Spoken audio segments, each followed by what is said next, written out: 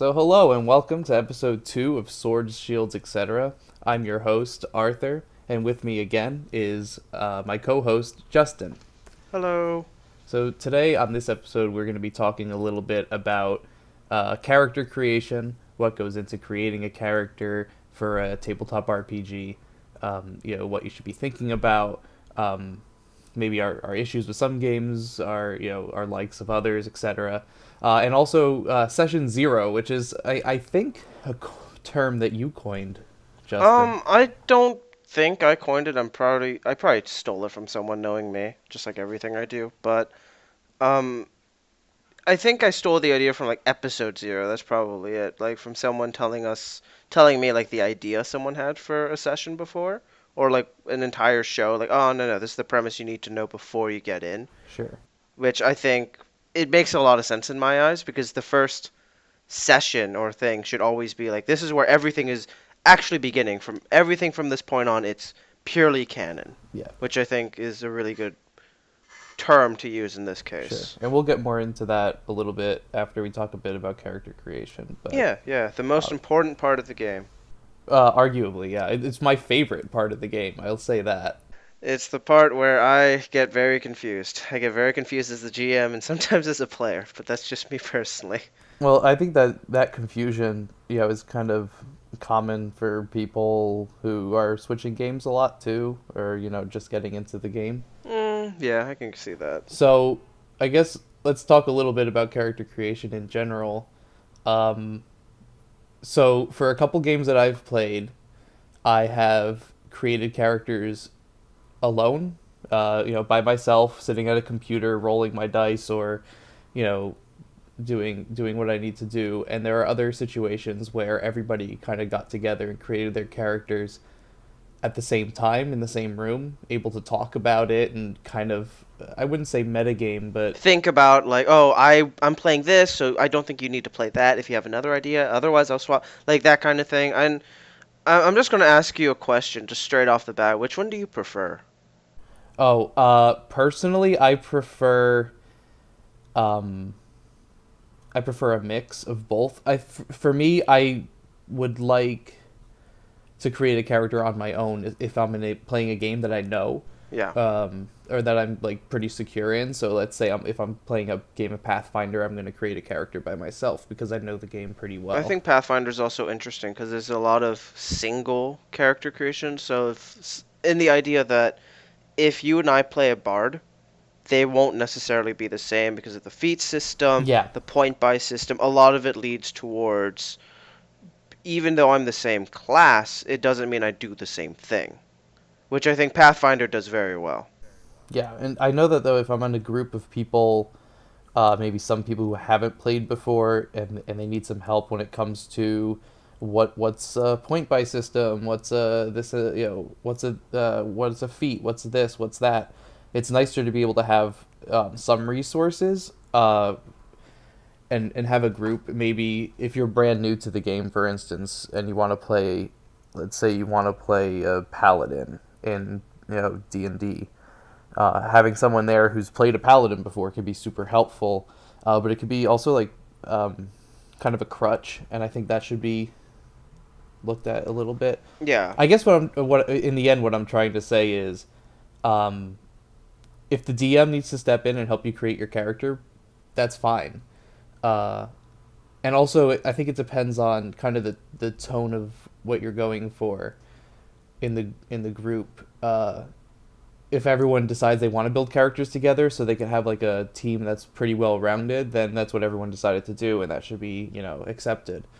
But I've had a lot more fun just coming into campaigns with a character that I created without everybody, and just kind of jumping into that. yeah, I think that's an interesting idea, and I think that a lot of this is from my personal experience. I find that a lot more groups generally, when I have them make their characters together, they sort of build off one another.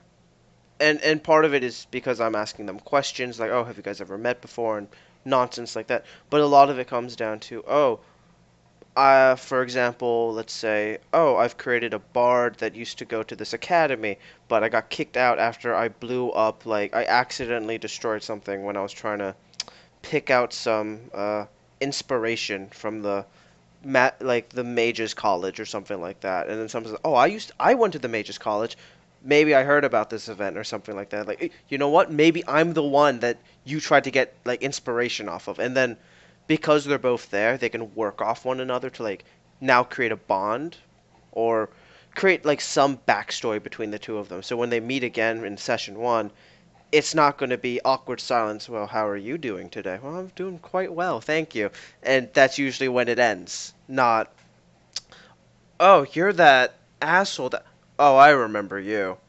Didn't they take away your instrument or something like that? And I personally prefer it as a GM because it means less work for me. But I think also players have more fun with it because they feel more comfortable. They already know what they're talking about. Whereas when people come up with their ideas alone and then they start trying to mush it in, it sometimes doesn't mesh well and people have to start making compromises, which is when it gets a bit iffy after session 0. Which I think is why I love session 0 so much, where you have everyone come together and say, guys, please, let's do this. Also, it's much nicer as the GM, especially if it's a system no one else knows, to have everyone come together and be like, I'm going to explain how this game works together. That way I only have to say it once and not like 7 times in a row for all of you people. As a GM, I love, just in case you haven't figured it out by now, I love having people together. As a player, I can do it either way. It's really up to everyone else at that point, not really up to me, because I can come up with an idea on my own. Yeah, I think it depends too what you're doing. I personally, when it comes to putting my numbers on a sheet, don't really feel the need to have people around me or anything like that. But I love talking about characters that I want to play or ideas that I have for characters.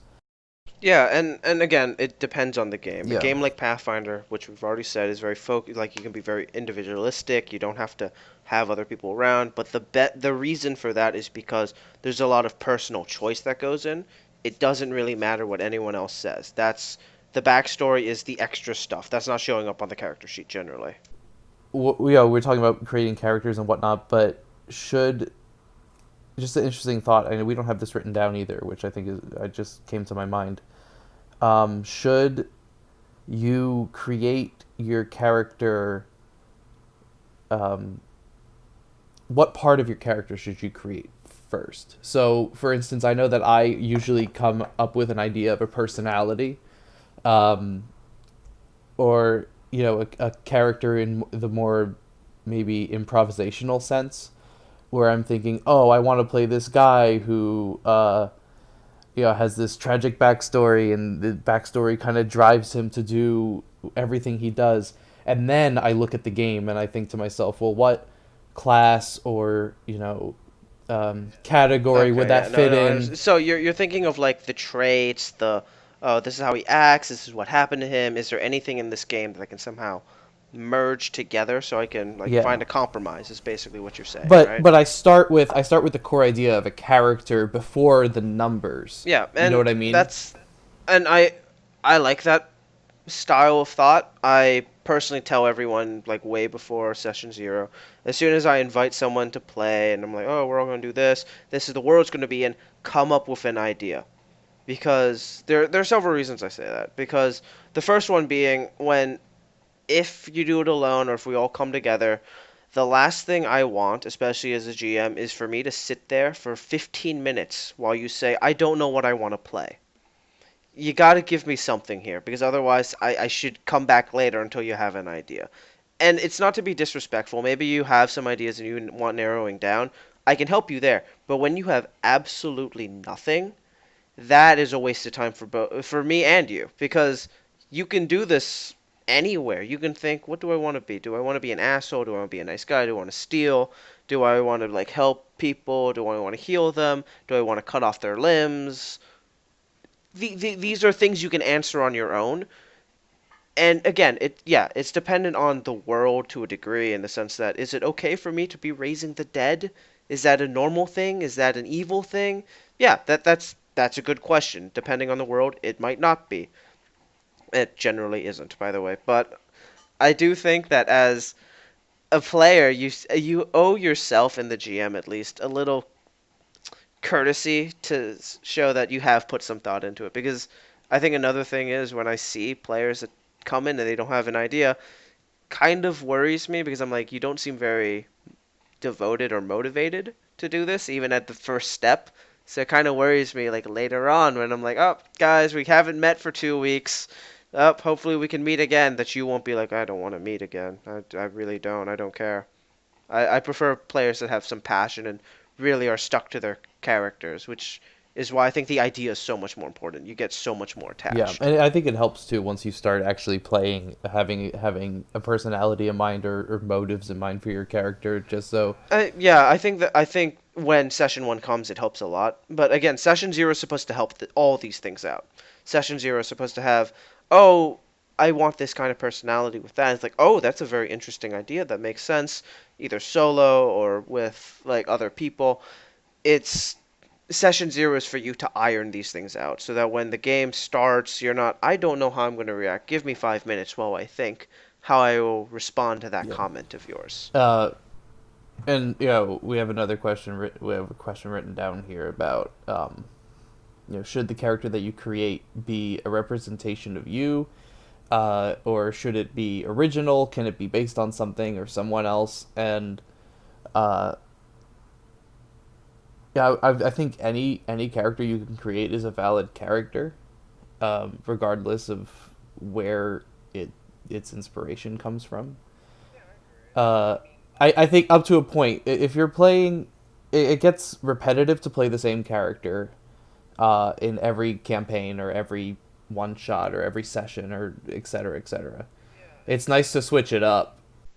Yeah, and I'm not going to blame the player 100% of the time on this because yeah, I'm not gonna lie. For a first timer, I can see why role playing as someone else can be scary.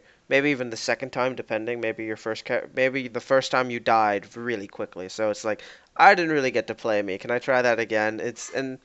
I'm not gonna hold that against them, but I'm going to hold it against them when they're like, so we have ended this campaign, or we've gone like 10 sessions in, and your character has died, or we're moving to a new campaign because now it was a one shot, it's over and instead you're saying, "Well, I want to play the same character again," and everyone just looks at you, is like, "But how?" Because I feel like part of the draw to this game is you get to be someone that you're not. Playing yourself, I mean, yeah, that's fun. We do it in video games with like games like Fallout and Skyrim, where it's like, "Well, what would you do?" And it's like, "Wow, I wouldn't do that." And like, "Well, nope, I was wrong. I actually did do that. I am a pretty horrible person." But in this, you really shouldn't try to have that mentality. It's a role playing game. This is RPG, so you have to have a role where it's not yourself. For me, most of the time, and this is mostly just for you as like, oh, I'm just going to be myself as a character. I'm going to be a barbarian. This is me as a barbarian, and then the next time, like, this is me as a wizard. I mean, I think at that point you should probably take a look at the other people at your table and see if they're doing the same thing. Because if they are and you're all having fun with it, great. That's not a problem. As long as you're having fun, it doesn't matter. But if everyone else is changing, I think maybe you should try and take that leap where it's like, well, they're all willing to do it. I'm willing to do it too. It doesn't matter if I wanted it to have an accent that I can't do, or I wanted to have a mannerism that I'm really uncomfortable with trying to achieve every time we do it.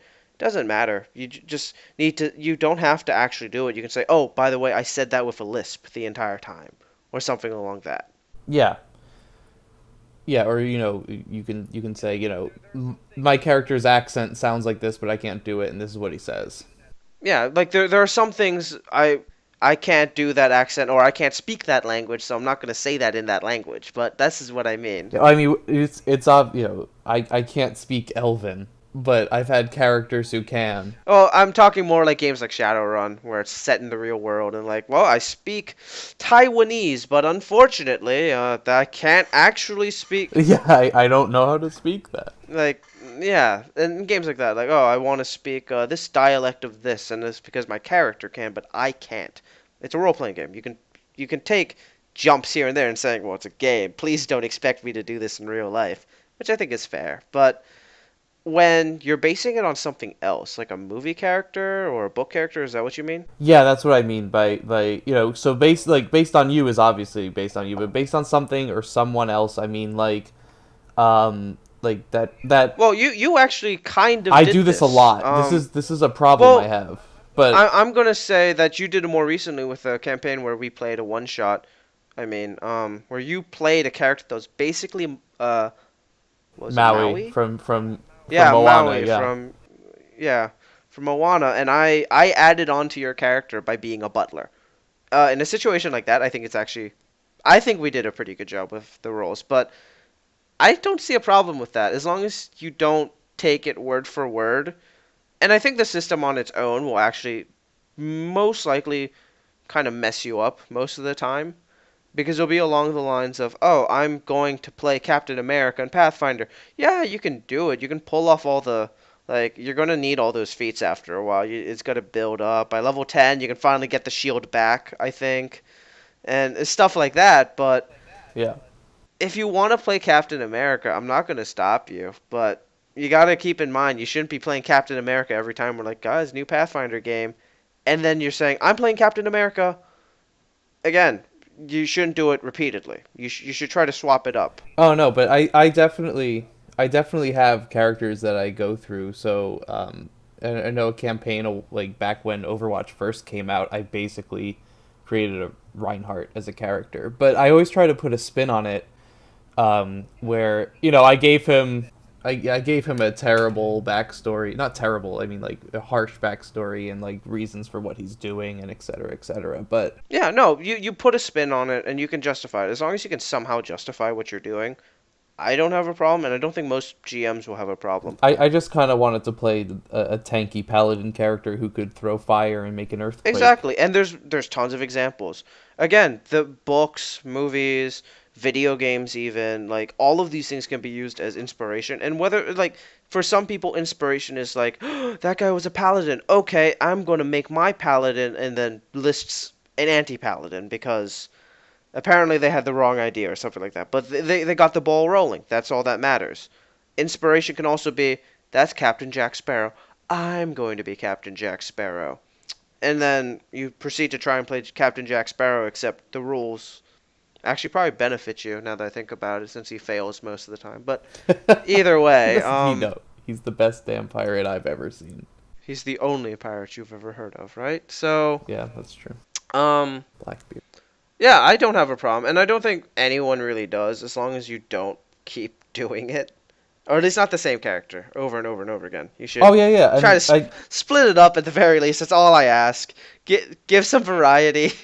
yeah, I highly believe that it's nearly impossible to create an original idea It without isn't. having some influence. Oh no, it's And not. It's yeah, not yeah, and possible. I've tried. It's not.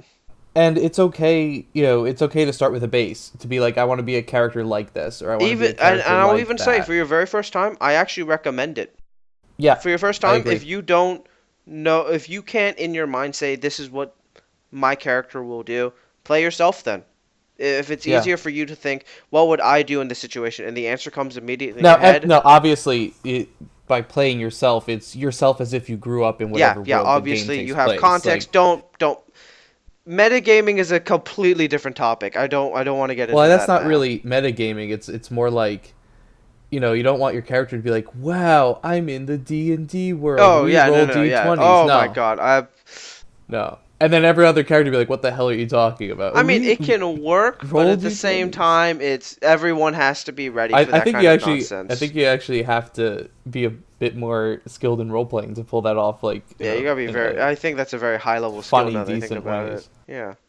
Yeah, but I mean, playing yourself as if you grew up in that world. And I think that's what the most important part about this question is, the fact that no matter who you're basing your character off of, or if you have based your character off somebody, you need to think about how that person would have grown up in the world you're playing in. Or how they would interact with the things around them based on what you put in their backstory, which is the entire point of character creation session zero, to create something in the background to make it possible. And I think in this situation, I think this is what as I do as a GM for NPCs. I kind of like using it as the same exercise for a character when I create one. is, and obviously it's not going to be the same amount. I think it's personally going to be more because I think it's a very different thing. But when I create an NPC as a GM, I come up with three things that are unique to that person. It could be anything. One could be he loves the color pink. When that character shows up and you guys are talking to him, you notice he has a pink duck on the table next to him. Why? He loves pink ducks. Yeah, that can be one of them. What's another thing? Once defeated the Grand Master of War, while drunk. Could list that. Could be anything, honestly, but it gives you something to go on. And I think as a player, that can be useful as well to say, okay, what do I know that my character has done so I can react faster? Put a bullet point. Grew up in the forest of Loranan or something like that, and that's where the elves live, but is not an elf. And then the next line could be, oh, really appreciates the finer things in life, such as good wine. Something like that. So next time you guys enter a wine, like someone offers you mead, it's like, I only drink red wine, thank you very much. Like these are things that are just very easy for you, and it obviously you don't have to do them, but I find personally that it makes it a lot easier later on. Until later on, I mean that your character has some things to fall on. That yeah, those that and basic goals. So not story oriented goals, but more along the lines of, maybe my character wants to eat a fruit from every fruit farm in the area. Sort of like Stars Without Numbers is what you're Yeah. saying. Maybe my character wants to have 300 million credits at one point in their life. I personally love the goal system. Yeah, so I can get behind that. Something basic and kind of outlandish like Yeah. that. Not outlandish, but like grand, like a big goal. It's something hard. You have to remember this. Majority of games will put you in the shoes of someone that is better than everybody else. So you should aim for the things that nobody else can aim for. Whether that means having sex with every race in the world, because I've had someone put that down as a goal before. Um, that was not that was a very complicated game. But yeah, goals are always good. It gives you as a player to know, oh, I see an opportunity for me to get one of my goals. Great. And I thank Stars Without Numbers for introducing that idea because I never even thought about it beforehand, and I think that's one of my main complaints now with D&D after I have it. I try to put it in every game I can or the best of my ability cuz I look at it and I'm like, why do I have any incentive to do what my character is doing? He could just be a farmer off the money he has and live comfortably after getting that 100 gold pieces from killing that monster. Yeah. Or like, why won't my character just kill everyone in this town because I want the XP and I want to level up? And I think you've played this as well. Mouse Guard Burning Wheel has belief Yeah. the belief system where it's like what does your character believe in? What is that character's instinct and what is that character's goal? And I think that's also very good because if you try to act against those things, you have to like things change for your characters at the end of the session. Like, well, you went against your belief. Do you still really believe that, or do you think you have a new belief now? Well, that's the other thing. That's what I like about like Mouse Guard, and I haven't played Burning Wheel, but if it works similarly, is the fact that It's the same okay, yeah, system. yeah, It's just not for mice. yeah, and also a bit more complicated. Yeah, a lot more complicated. But what I like about that system is the fact that the games themselves don't punish you for changing. No, if anything, it rewards you to a degree. They can reward you. Yeah, so the idea that your character can develop is still there. Your character doesn't have to be a strict, thing by halfway through the game or halfway through, maybe like 3 or 4 sessions in, your character might have experienced something that changed their mind. Yeah. And allowing that to happen naturally is good. When you're sporadically making decisions, unless you're playing a spontaneous or sporadic type of character, it can seem a little off, but change is normal and kind of natural. Yeah, so I think a funny idea, like I read this on Reddit not too long ago. So it's not my idea, but I saw a funny comment where a guy was talking about how his barbarian is now calling himself a necromancer because one of his party members told him that necromancers are associated with death. So his immediate thought was, I kill a lot of. I'm associated. I'm a necromancer, and then no one ever told him what it actually meant. So because of that, now for forever he just calls himself a necromancer because no one ever corrected him, which I think is a very small thing, but it goes in with what you said. Like he didn't know what it meant, but now he considers himself one, even though when the game started, you probably had never thought that that would even be a thing, but because you as the player know what a necromancer is. But I think the most important thing of all is the idea that whatever you write down during session 0 or character creation, you have to remember it is just words on a page.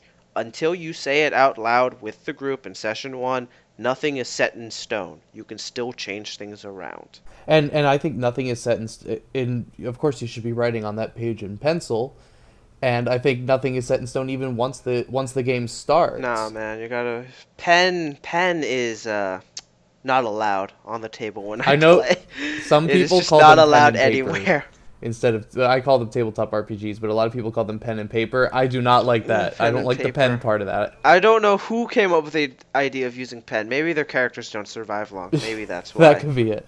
But no, and I think that's why I have an issue with systems that have with games that have an alignment system.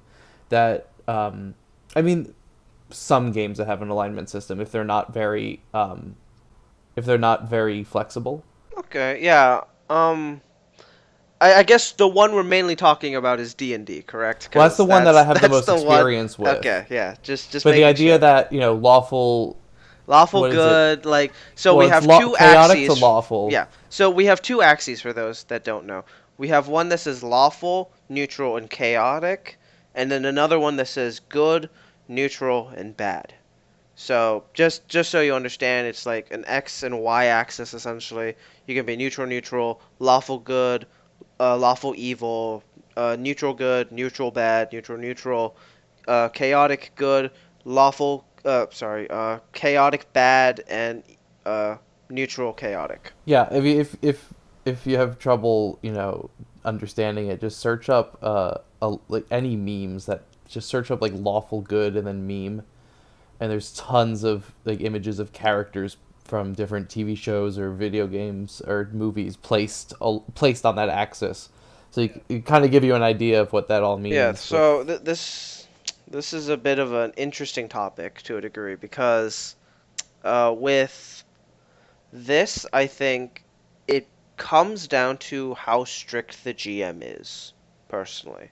Me as a GM, I tell people don't put anything in your yeah, but alignment. usually there are games where alignment needs to be. You need to write your alignment down. Some games require you need to write it down, such as a paladin. You need to be lawful. If you're not lawful, you are no Lawful longer a good, even paladin. if you're a paladin. Yeah, yeah. Again, if you're a cleric, you have to like associate yourself with whatever your deity is. Like stuff like that mechanically makes sense to me.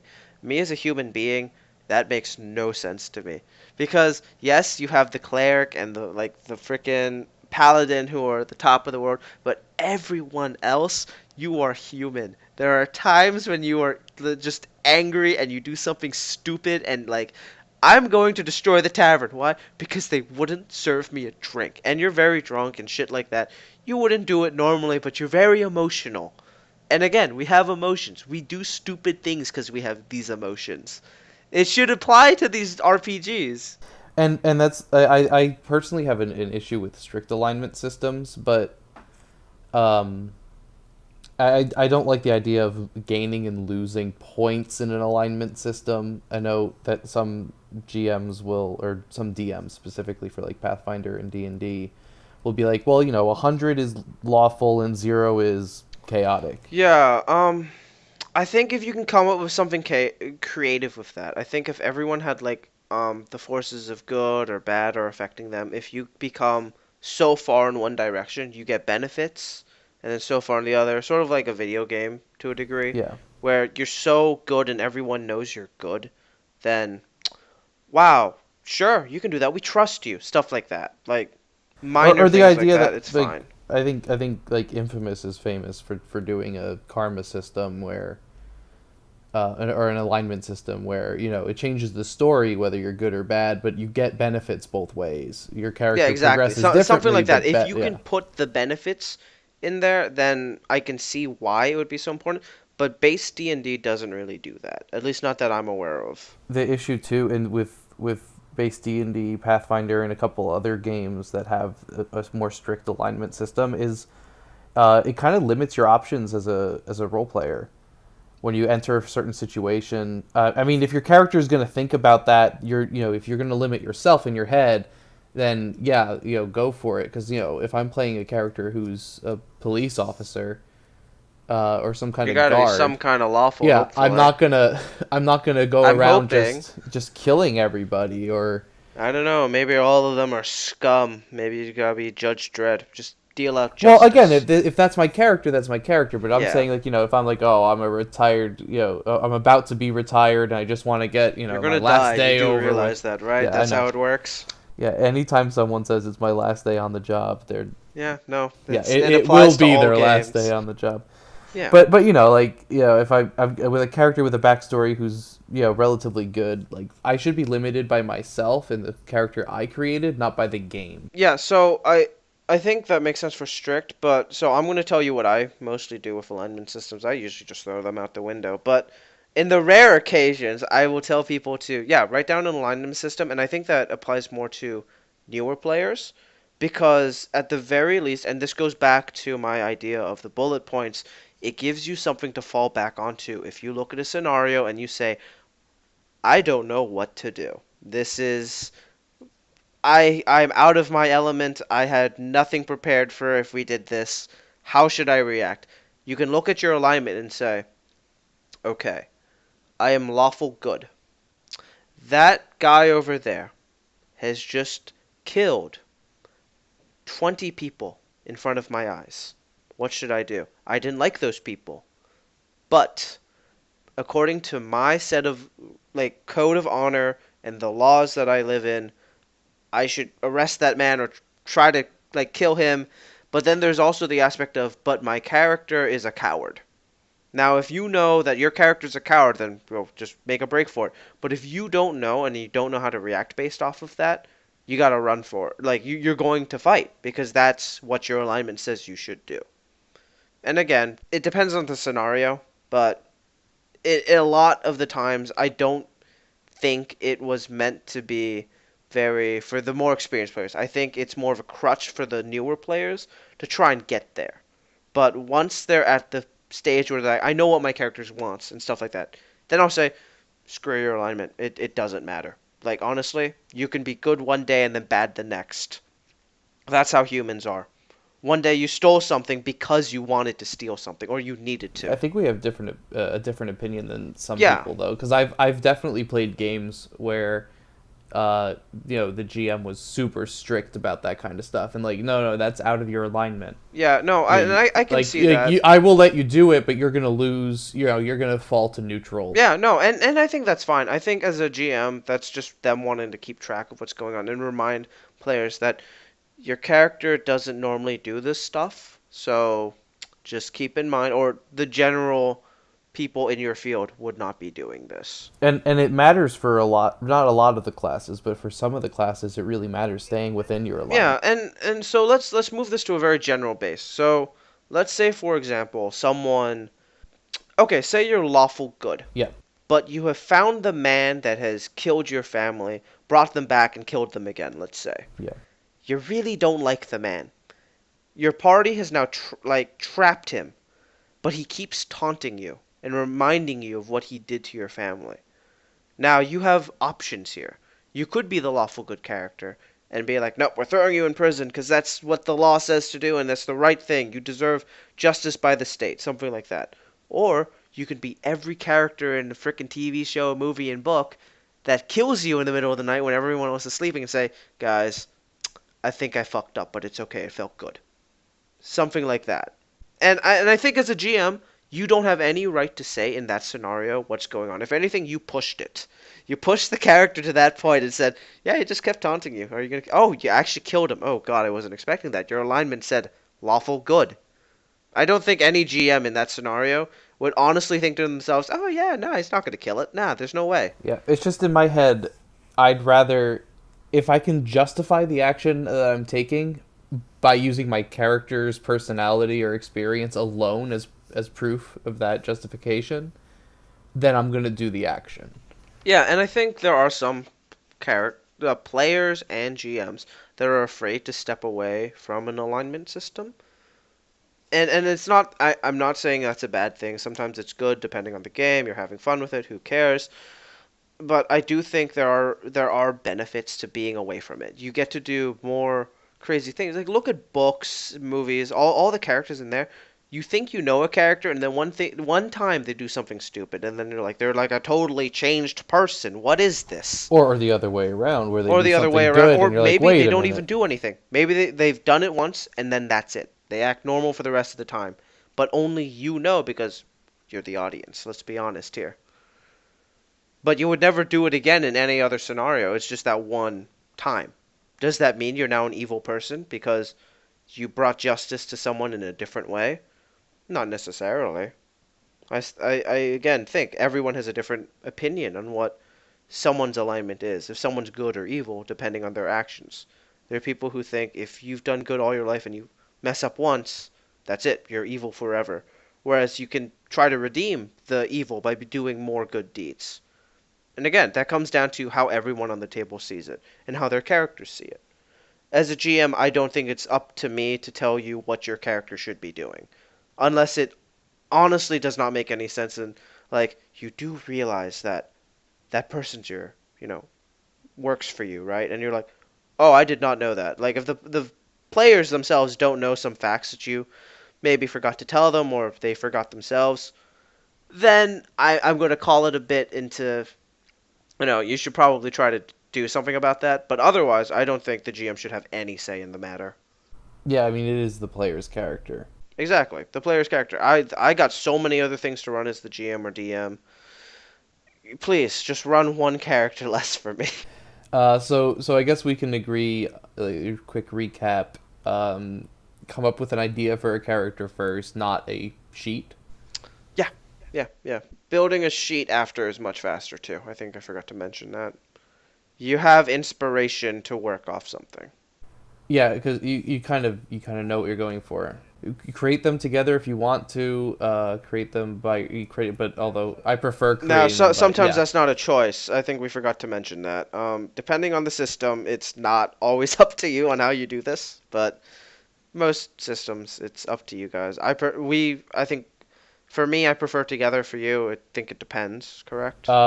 Yeah, it depends. It depends on the game or if there's new people in the group or not. But if I had to choose, I'd personally prefer to create my character separately, just because um, I don't want to be metagaming my character's class or anything based on what everyone else is playing. I'd almost rather enter a game with three people playing the same class.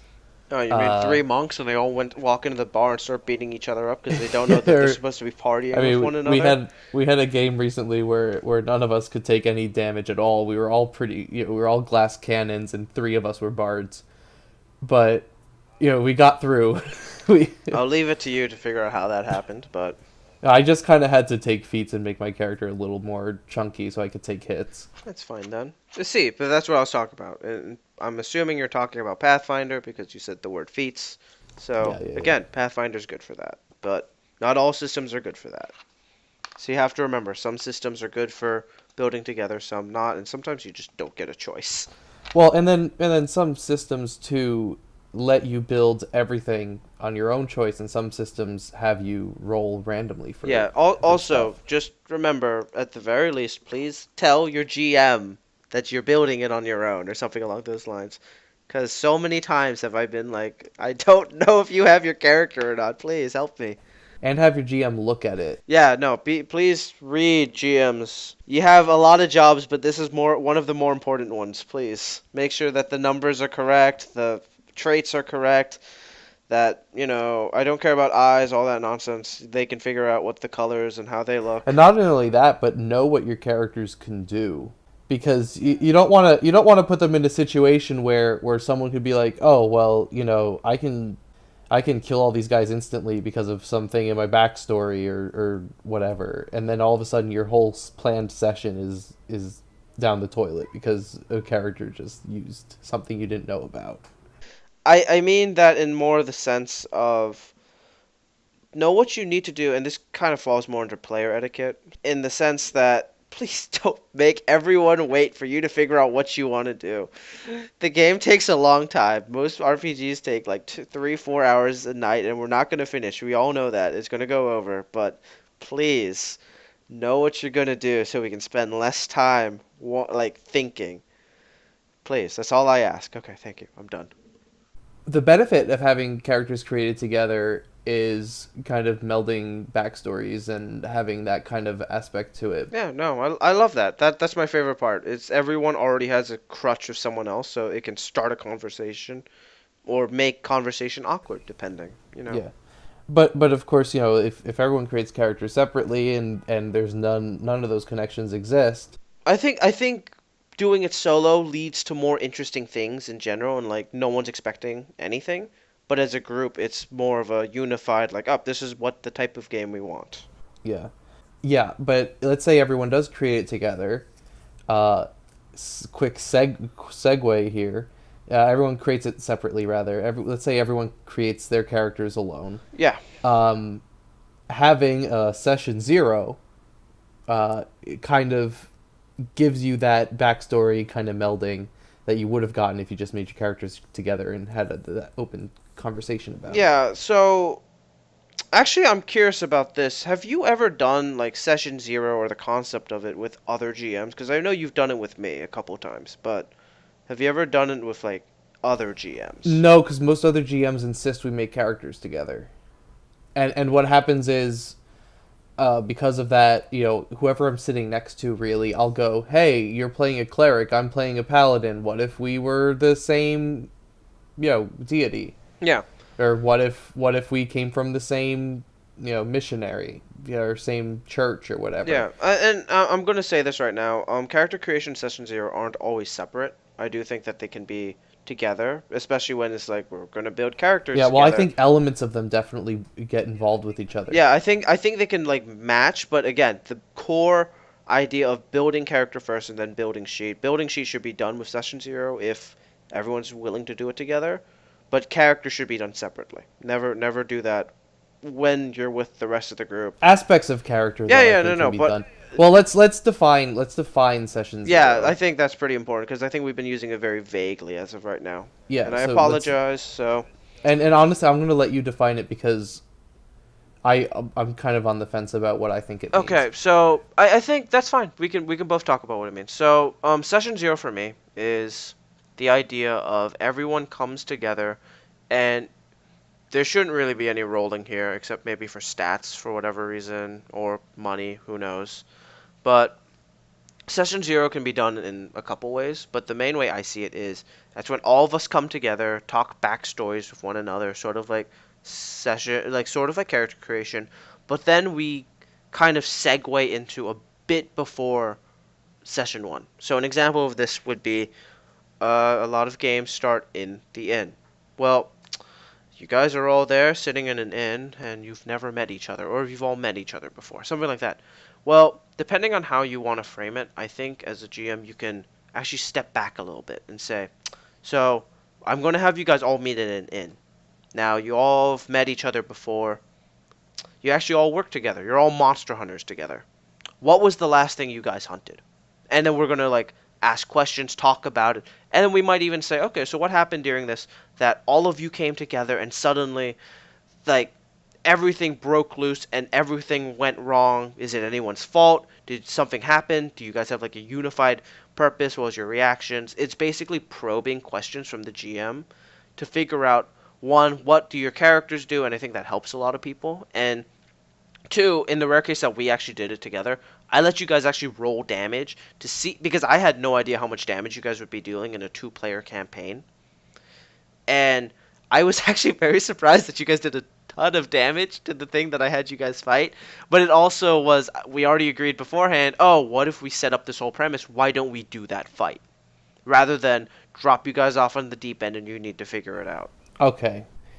All right, because my understanding of session zero was a bit narrower. Yeah. I guess what I was thinking was more of the um, role playing, getting together, fighting something quickly, or some kind of scripted event um, that almost feels like it could be session one, but isn't because it takes place before session one would take place. Yeah, no, and I don't blame you because that's the way we did it because we did do character creation separately at the very least. Well, I think the other thing too is we also we part of session zero, which I didn't consider it part of it because we had done it a couple days before, a couple weeks before we started, was getting that starting scenario settled. I think we set it off like right at the beginning where I came up with a wacky idea that started this whole Well, let's just talk thing. about it though. Yeah. Because it's a good idea. So Justin and I and a friend of ours were wanted to play a game together, but we were all in college and we knew that our times would be awkward and off. So Justin came up with this idea to have our characters set up kind of a like a monster hunting guild, um, and we would just sit down and do like a monster hunt basically, uh, once in a while. Yeah, so every time we wouldn't try to like link it so much to of like an overarching campaign. And we did get to that later on, but the beginning was Well, yeah. that's when we realized that we actually did have enough time to do a campaign like that. But Yeah. But the main idea was along the lines of it'll be like a Saturday morning cartoon show. That was how it was at the beginning. Villain of the week is this. Oh, Big Bad is over here, but you don't ever see him. We'll talk about that in the future. He just sent something at you. You have to do something to stop it. And the main idea was it always happened every Saturday. That was the idea. So that's why for the future we always refer to that campaign as every Saturday because it's just the easiest thing to name it. so then we had agreed that something brought us together. So this session zero started when we said, "All right, we're gonna be this guild." Yeah, so the immediate question for me was how did you two become guild leaders at level 3? So the idea was there's a black dragon that's invading the town because every Saturday something bad happens to this town. You guys are both wandering and you guys both answer the call to help deal with the fight while everyone else is running and screaming like, you know, Yeah, and like yeah, normal through some villagers. They freak they weren't acting accident or, crazy at the time, but something, we kill the. yeah, so now if anyone knows D&D or Pathfinder, this is not very possible at level 3. But through the powers of let me see your rolls and nonsense and oh the DR doesn't exist and nonsense like that, we had a very And also the fact that we had a level like 15 character he help wasn't us really helping. That was actually by secretly. accident, but that's because you guys interacted and changed the Okay, yeah, story yeah, a little bit. So sure. it came into the idea of oh yeah, so I want you guys to do this fight because it's an interesting idea that we came up with. And you guys, let's be honest, you guys aren't going to win. If we did this like in a real session, you guys wouldn't win. But this is a cinematic. That's the way we'll think of it. This is the opening cinematic to Yeah, something. yeah. And then we start the game. That's what this is. And I had a lot of fun with it because I think I got to be very it got me to like that. I think that was the first taste of like real GMing that I got, where I got to improvise and even off some planning and stuff. But most of it was just you guys. It was just like we're going to kill this dragon. And I was like, okay, yeah, yeah, no, you killed the dragon, sure, you killed the dragon. It was all you guys, and then the entire After about an hour and a half of explaining how we were yeah, it killing took the a while. dragon and making Yeah. rolls too, I needed to because see we their damage. Just to get that out of the way. It was a two-person campaign. I needed to figure out damage. as a player, it's super helpful just to see what you can do Yeah, and I think that's nice to get that out of the way. without having consequences. Because I knew, like, going into it, we're fighting a dragon, yeah, but I knew we weren't going to die because it's literally session zero. I cannot kill you. That was the idea. It's a nice little invulnerability moment for you. Yeah. So, But what happens is eventually, the dragon was killed. Our characters were like, "Yay, we killed this dragon!" And the town was like, "You guys are heroes. We want you to run." please protect our town. Yeah, because protect our the town town and set doesn't up know a we're level guild. 3. Only we knew we were level 3. I think I knew, but Yeah, yeah. and so there we establish the guild house. We get You get interns, so I can have them not be it just a two-person party. yeah, but But we yeah, so established the that was the guild house, idea. and Yeah, then the next game we played was really the beginning of the story. where they're taking damage, their interns are really bad, and We stuff could like that. die for real now and all that, It wasn't happening because of the damage, but you but know. for me, Session Zero is more setting the scene than it is. I feel like Yeah, part so of basically what I said at the end, right? Where it's like, oh, this is like maybe a bit before, let's do that yeah, fight or what happened, stuff like that. it's kind of a way for for players to get like a grounding on how their character works, on how their character works with everyone else, but also a way for the GM to see, oh, what can my players do? What are they thinking about doing? How are they interacting? And how can I in the coming sessions play on their interactions? Yeah, so I think that it's a very interesting idea. I think for one, it's the idea of like the GM has to deal with a lot of stuff. Let's be honest here. You have to somehow make sure everyone's this, and I think that's what I like about Session Zero more than having a Session One is that it eliminates the issue of all of you having to be like, well, how do we know each other? Session Zero will eliminate that if you do this correctly. You don't have to deal with the hour awkwardness of, so what are we doing here? Well, I got called here on a job. I got called here on a job. Some man just paid me to Yeah. show up. And I like the idea where it's like an opening cinematic, or it's kind of like a combination of the text crawl in Star Wars Yeah, with maybe the first scene of Star yeah, I Wars. think it might So be like okay, that. let me just like set this analogy up. So basically, you turn on Star Wars Episode 4. The opening scroll comes in. That's backstory. Yeah, So that's you and that's the players together explaining their characters' backstories. I come from this background. I come from that background. And the opening scroll in Star Wars starts further back than the first scene. yeah, But then the first scene is this event where Leia gets captured, Darth Vader is revealed as this villain, and the and R2D2 and C3PO end up on Tatooine. But that's still Session Zero because that's setting up the plot of the movie, and then the second Luke Skywalker is revealed is the main focus of the story. That's Session One, where now you have the main heroes of the story embarking together, yeah, and they have a goal in mind and they have a mission, and because Luke doesn't have that before we see Leia get yeah. kidnapped. No, no. He's just a guy. He's just a guy. Exactly. So Session Zero is kind of like that beginning Yeah, moment in Star Wars. and I can agree with It's a that. good Yeah, way to put it. that's so. I think we can both agree that in terms of like for Session Zero, you said so yourself that it was fun to do some roles. It's very informative for me as the GM, and like I said before, a lot of it was sort of up to you guys to a degree. Like a third member was found at the founding of this guild that I had no idea was going to happen just because some person decided to walk into a bar and was asking, "Are you good with animals?" And then later on, that guy is helping out because it created something because you guys interacted. The story changed a little bit. The backstory is now not what I initially envisioned, Yeah. and I think that's cool.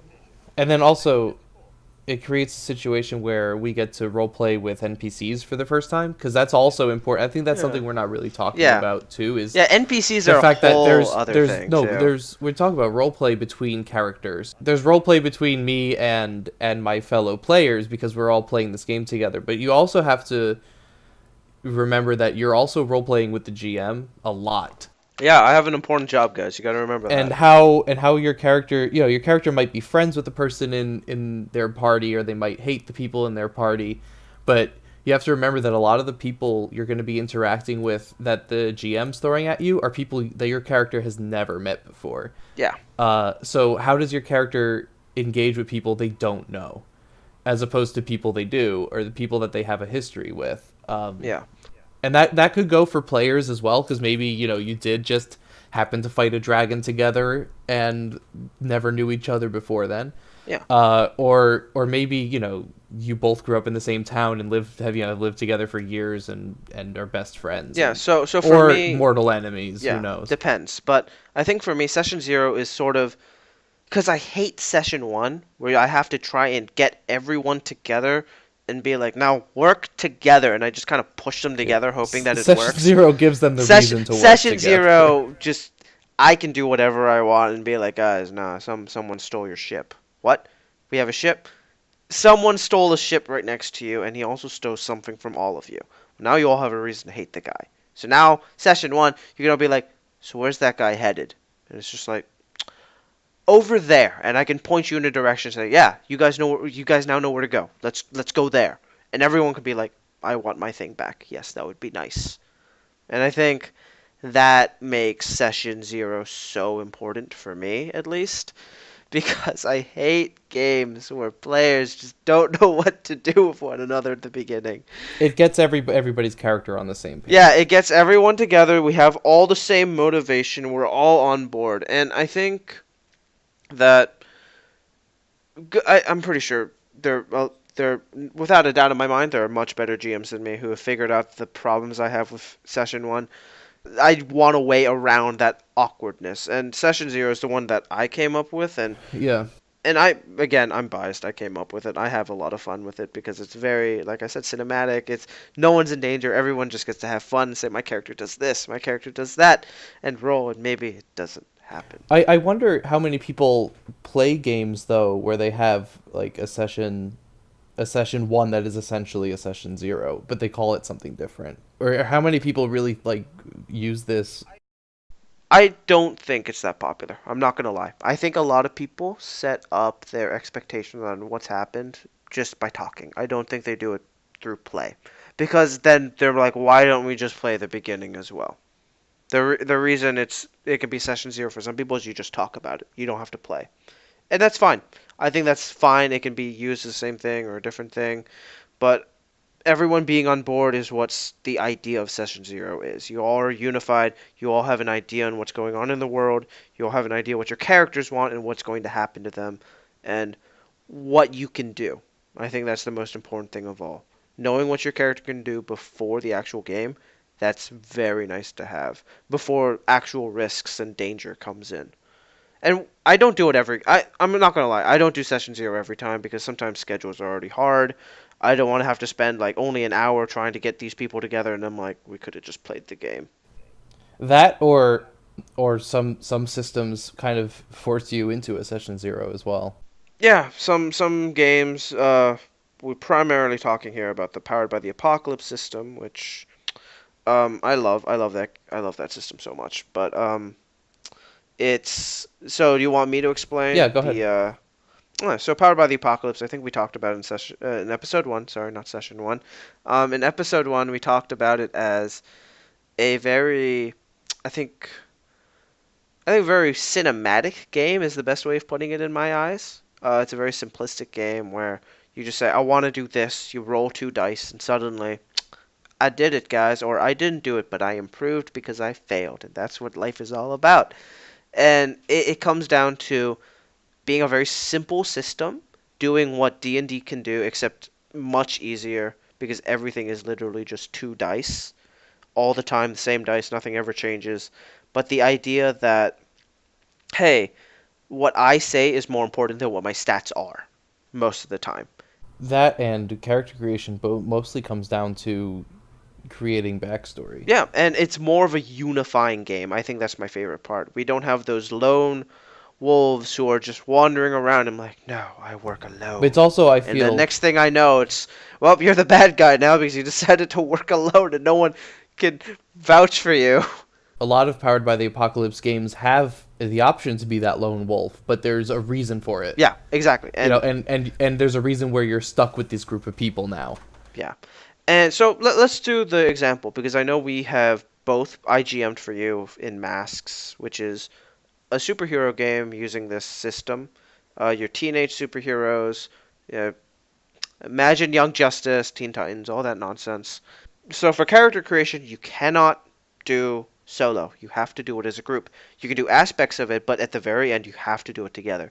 Because the most important question in Masks is how did your team come together?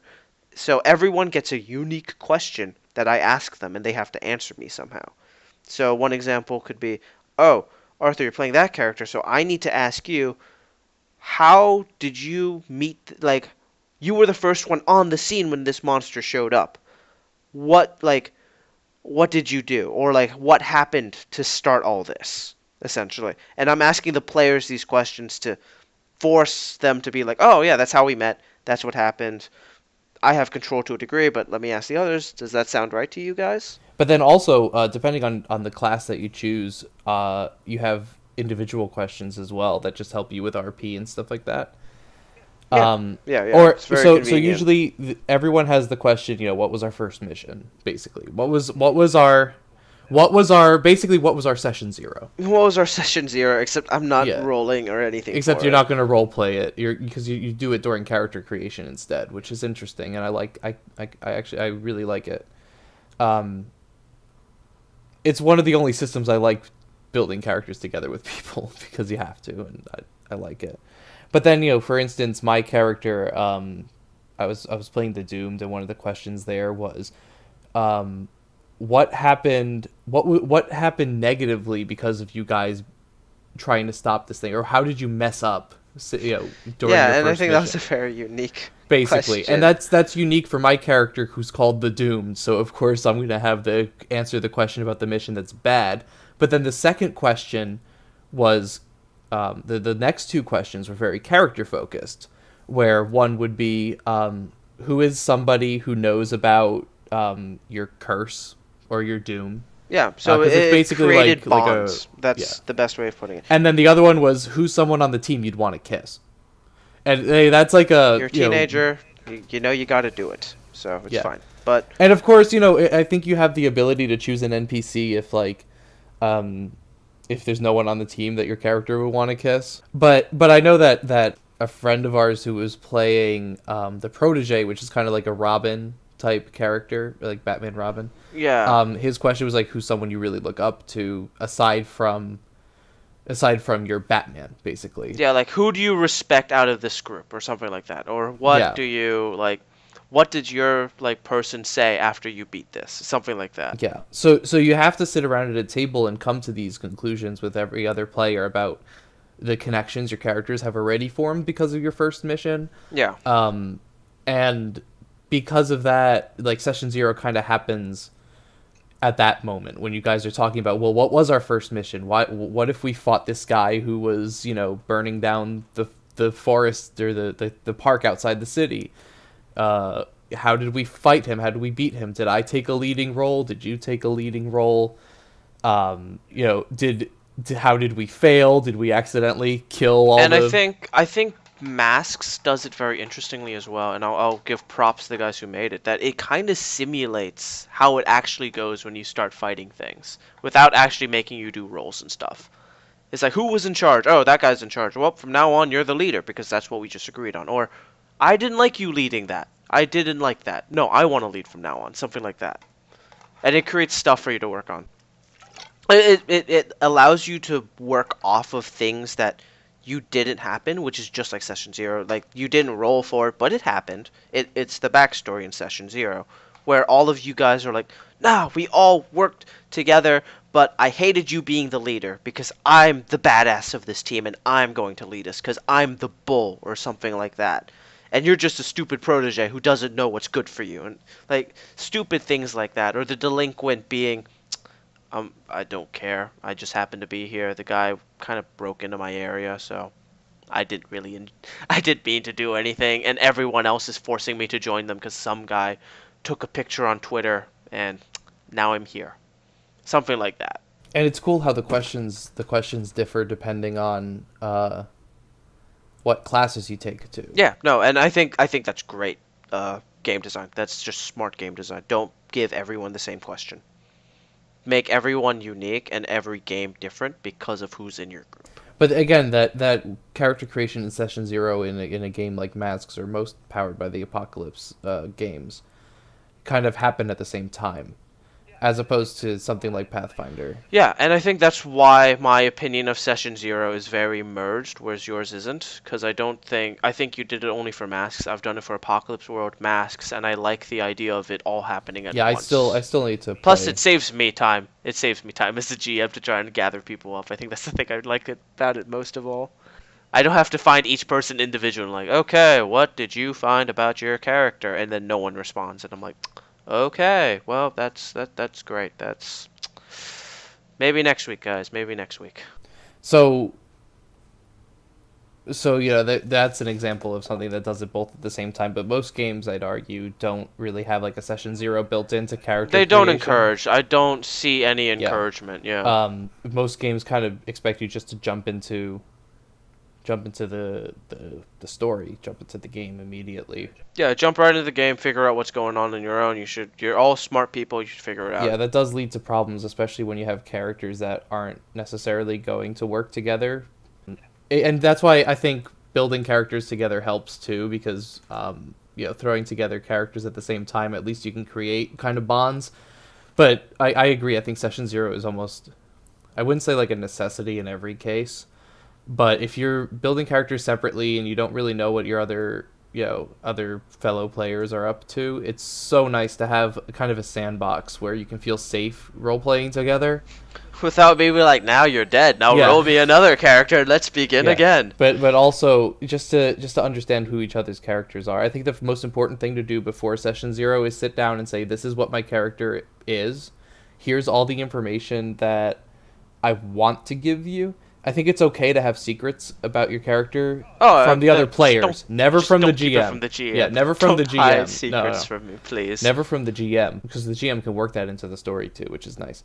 But you tell your other players, like, this is my character, I come from here, or if they want to, I really don't like playing with a character who's like the mysterious, like, I'm not going to tell you anything type character, because it makes Session Zero almost impossible. As long as the player has information for you guys, or the GM has told everyone, give us something to work on, because that's what I call the lone wolf, the one who won't tell anyone anything. Yeah.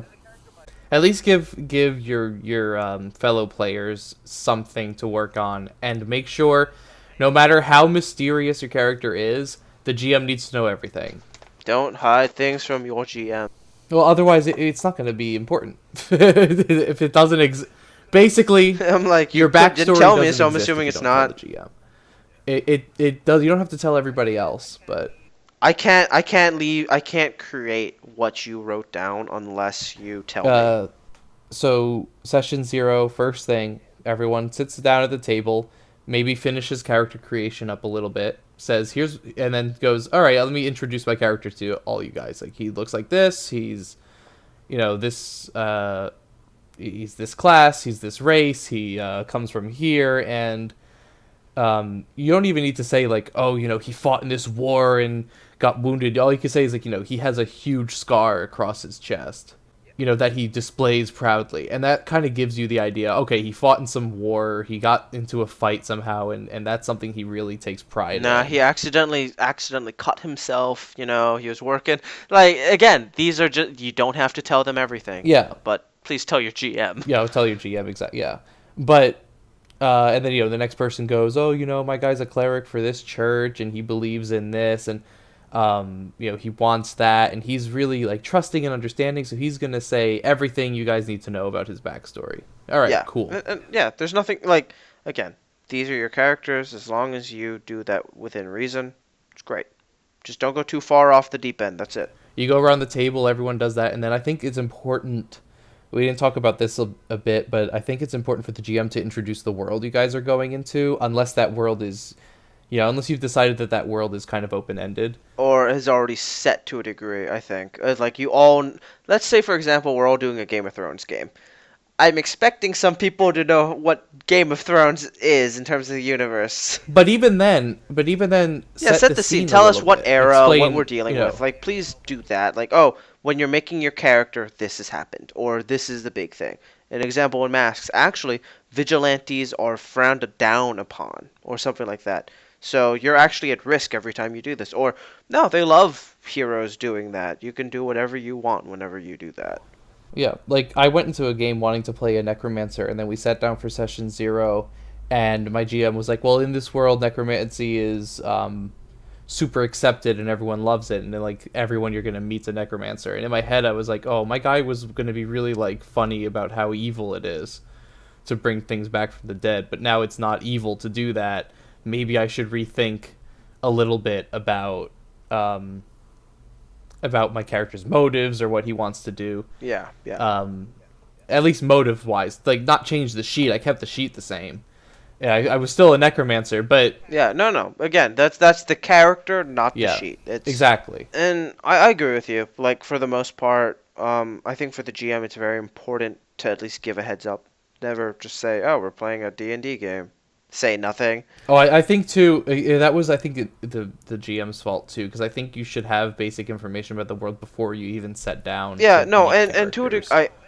I think for me, part of it is I don't want to set anything in stone unless I know my players have their ideas. Like I can accept their But ideas to a yeah, degree. you're a I'm different very kind of different. GM I though. won't. I don't think So everyone I'm has talking it. Yeah.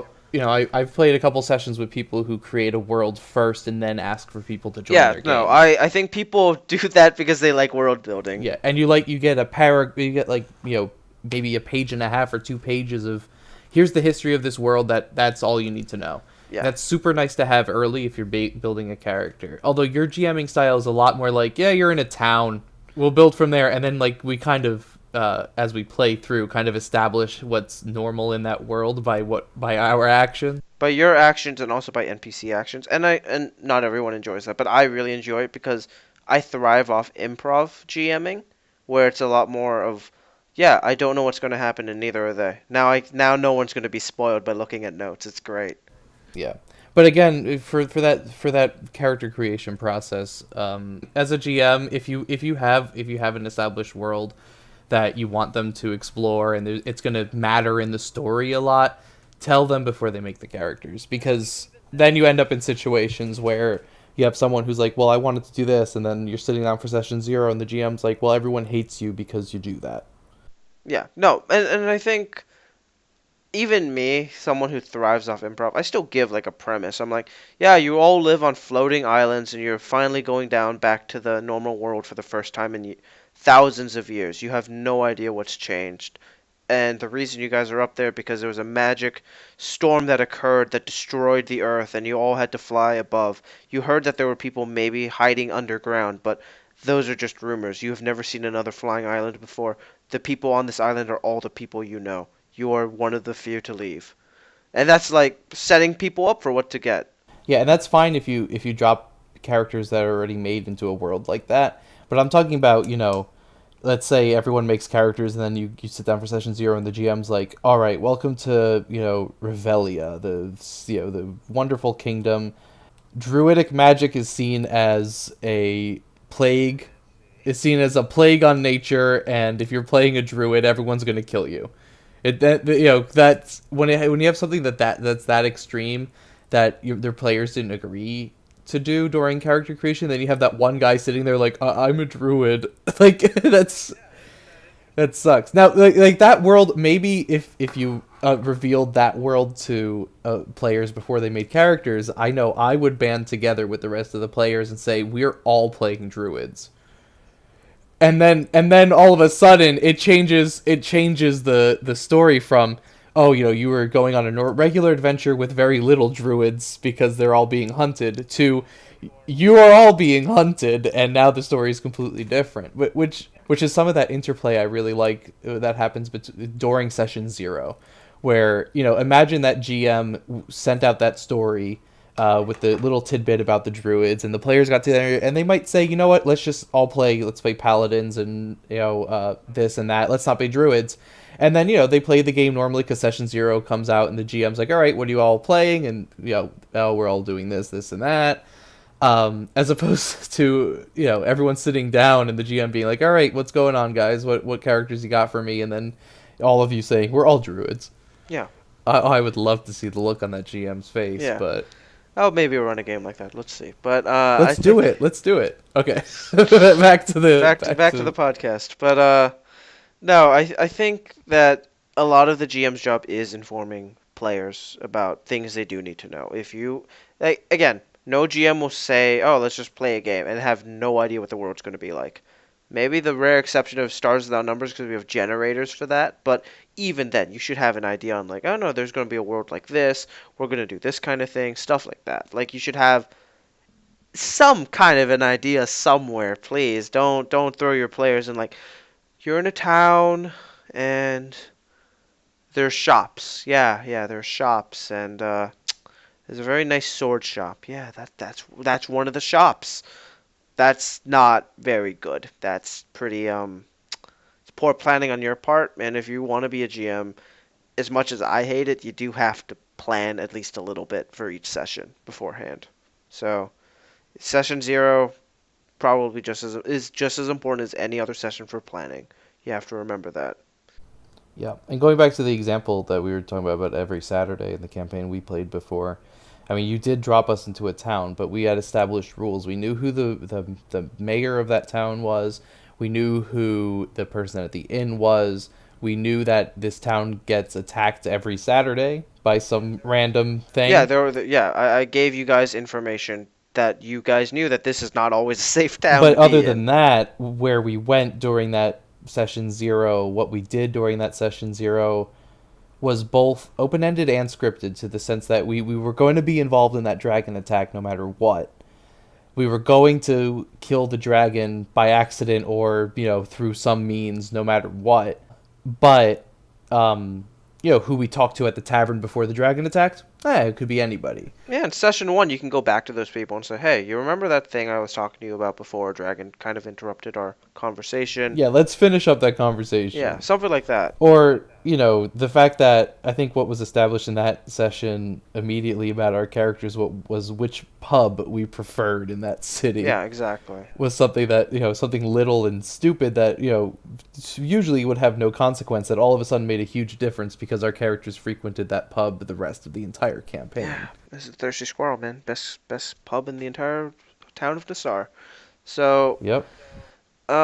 yeah, so I actually want to take a really far step back and ask you these questions about character creation. So, in games like D&D, I think I already understand how you feel about the alignment system, but so in comparison to a game like that with Stars Without Numbers, with the goal system, the comparison with that with a game like Mouse Guard, where you have the belief, instinct, and goal system, which one do you prefer the most as a player?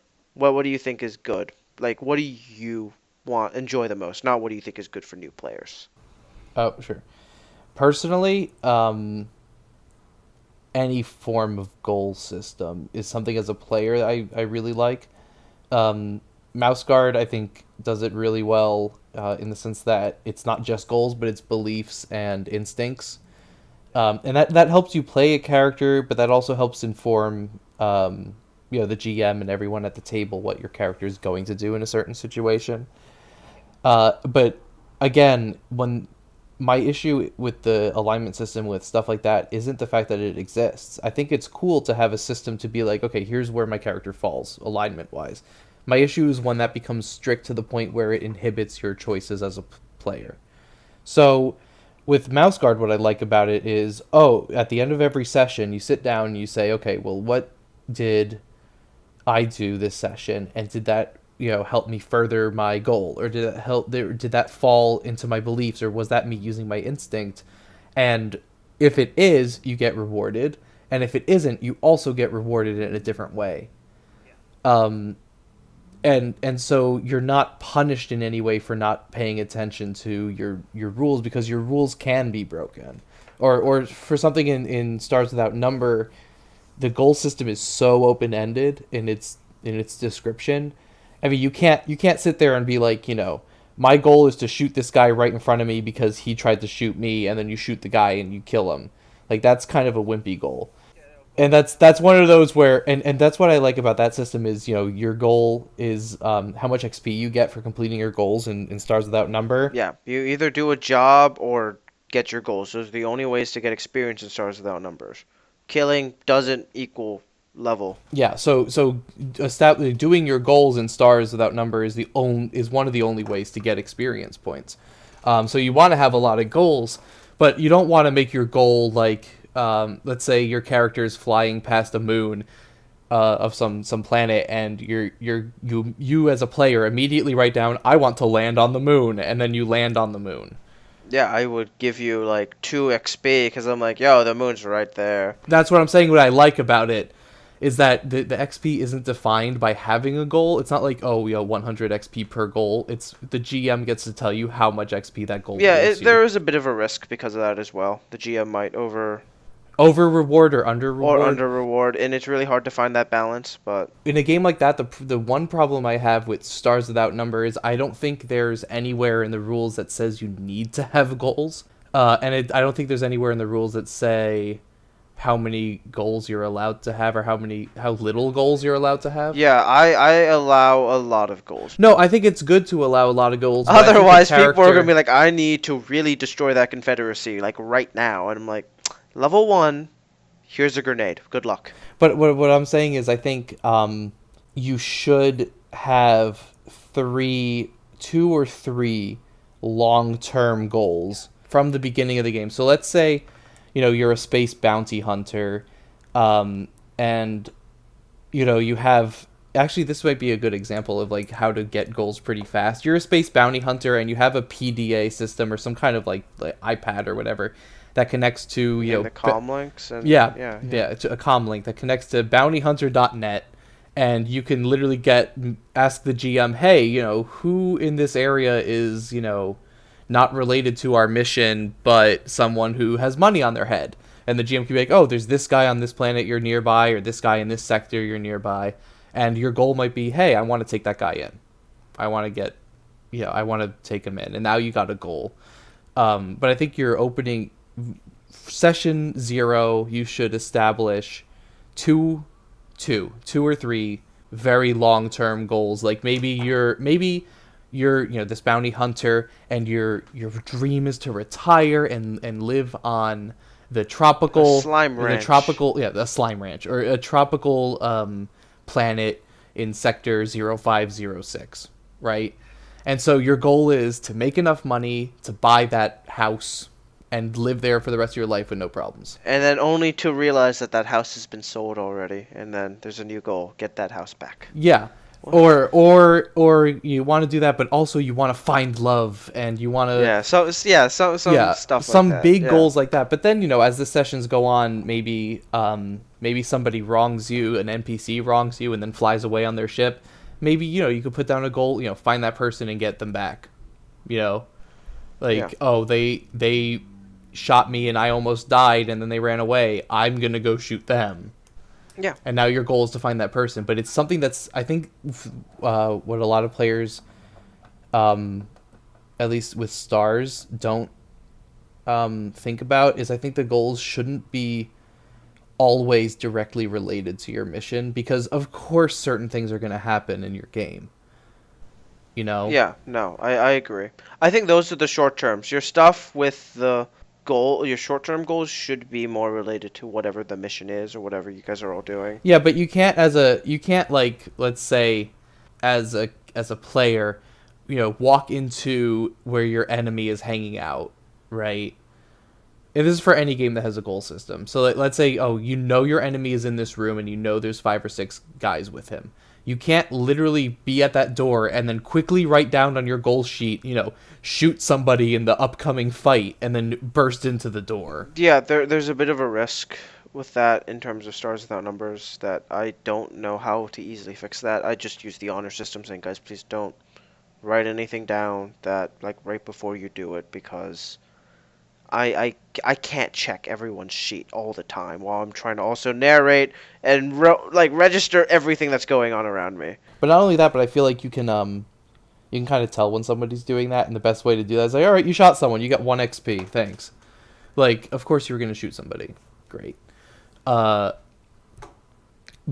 personally, as a player, I think those goal systems, again, they help align your character's goals and personality.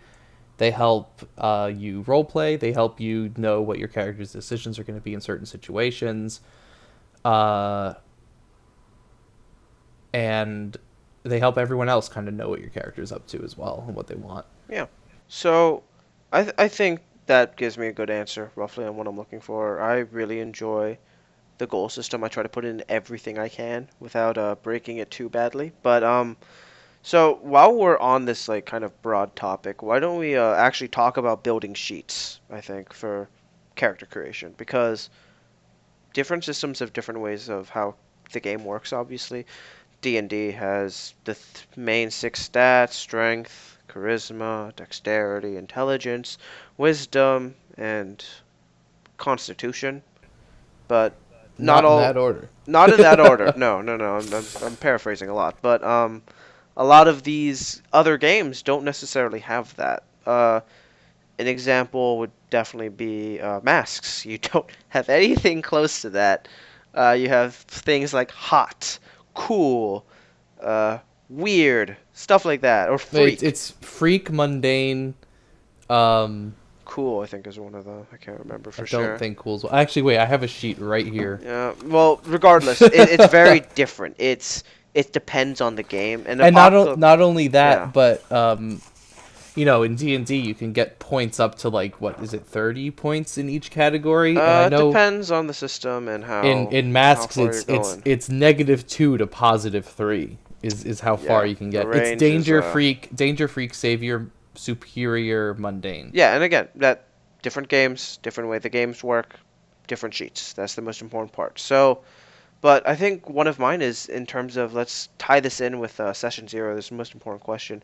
We can talk about actual systems and what that and whatnot in the future, hopefully. But I'm more interested in what's your opinion on point buy and rolling for stats and systems like that, where you're kind of leaving it up to chance versus I want my character to do this, so I'm going to try and customize every little aspect I can to get the character to where I need it to be.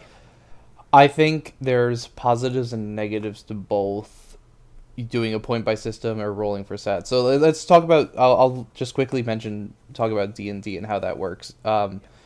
So in D&D, you put points into your different stats, or you have a number that represents your different stats. 10 is middle ground, 20 is good, and 0 is none. It's average. Literally Zero none. is average. Zero You're is an average. average human being, or whatever you are. No, but I'm saying, like, let's say you have 0 Oh, strength. zero strength, you're non-existent. You're non-existent. Exactly. That's what I'm saying. Oh, sorry, I was Yeah, thinking about and modifiers. My bad. yeah. I'm not talking about but each of those numbers represents a modifier. So Yes. 10, which is middle of the road, makes your modifier 0, which means if let's say you have 10 strength, if you roll a strength roll, it's a d20. You roll the d20. You have 10 strength. You don't add anything to that roll. But if you have 12 strength, you get a +1 to your strength rolls. So you roll a 19, it's a 20. You roll a 2, it's a 3. And et cetera, et cetera. What I think traditional D&D was, is you take 2 die, roll them, and you get a number like 12, 13, You mean 14, 15, 16, 3d6 17, or etc. And you'd yeah, write down 3d6? I think is the original. 3d6, I think 46 is 3D, minus one. 46. Minus the lowest was 3.5 and up, I believe. 46 and then the lowest one. Yeah. Yeah. So for now with D&D, you'd roll 46, whichever one's the lowest you take out, and then you add up the 3 die that are left, and that's one of your Yeah, that's the standard I modifiers. use That's one for of your Pathfinder, D&D, it's one of your and skill points. starts out number. Yeah, and I think you roll it 6. You roll it 6 times, and then you toss out the No, lowest. not six. No, because you need that six stat. Oh yeah, 7 times then, and then you toss out the lowest stat too. Again, depends on GM, however you want to do it. But it's the idea of you are rolling for stats with numbers that you have no control of. So now you're left with 9, 12, 17. 13, Just a etc., bunch of etc. random numbers somehow that 3d6 can combine to. And you get to choose which stats to place those in. So you can take the 13 and put it in strength, and the 17 and put it in intelligence if you want to, or whatever order you want to put them in to get your modifiers for those rolls. Versus a point buy system, where usually I use a calculator, so I'm not entirely sure how point buy works entirely. Depends on the system. Depends entirely on the system. Yeah, but we're talking about D&D specifically right now. D&D 5th edition, Pathfinder Specifically, 3.5, it's oh, actually that's all true. different. Well, okay. Because there, depending on how it works, there are different limits to how strong you can be. So traditionally in Pathfinder, it's using an exponential rate. So saying, oh, I want to jump from 10 to 11, that's 1 point.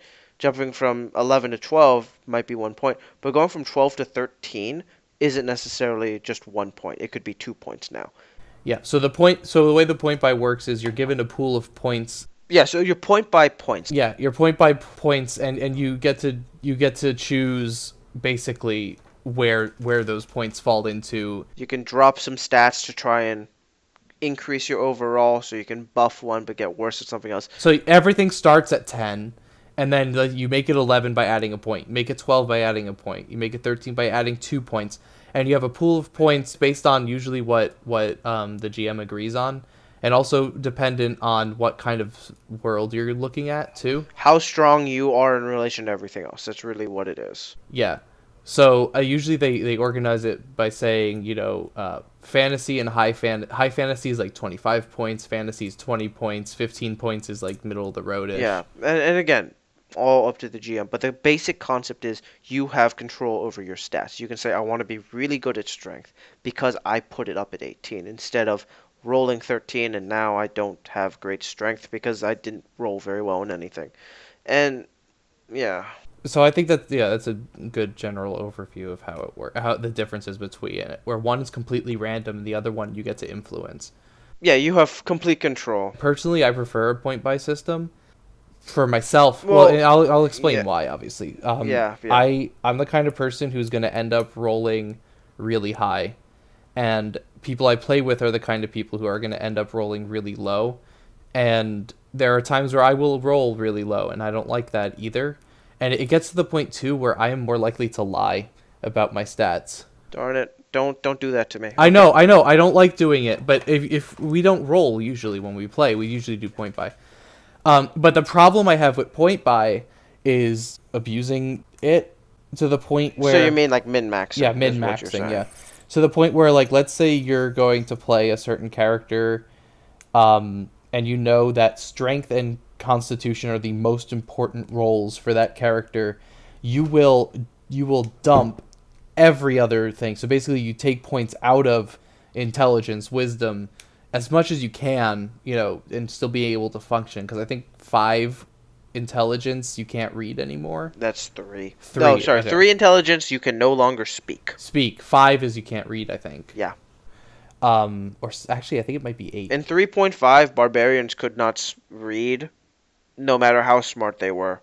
So, again, depends on system, but Yeah, but either way, like, there are limitations by dropping it. But let's say you're building someone who needs strength and con, you drop in constitution, you drop everything else, and you just put all your points into strength and constitution. I don't have a huge problem with that, but my problem comes in when your character's personality and the character you created is somehow changed or influenced by the fact that you want to min-max. So I have a bit of a different opinion. I think this is because it's more of a GM feel. So I'm gonna relist the pros and cons because I do agree with a lot of the things you said, but there are some things different, and this is just a general sense for me. So with rolling, I think part of it is, it's very luck based. Again, you're gonna have a lot of fun with it. It's part of the game. Rolling, that's what we do. So why can't we put this up to some luck? The thing with rolling is along the ideas of, I roll for my character, so it's going to be a very weird experience. Some people enjoy that. The problem I find as a GM and sometimes as a player is that the power levels between all the players is now no longer consistent. And this is even before you talk about, oh, what class am I playing? What do you do? Like, oh, I'm a spellcaster. Yeah, but I can only cast 2 spells a day because I rolled really badly. Also, if I get hit once, I die. That's just a slight little problem that we didn't decide to talk about.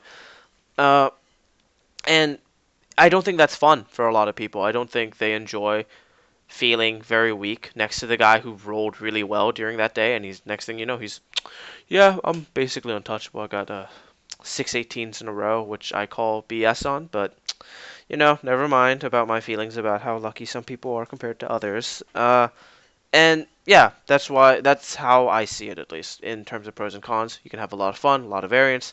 Also downside because power levels are all over the place.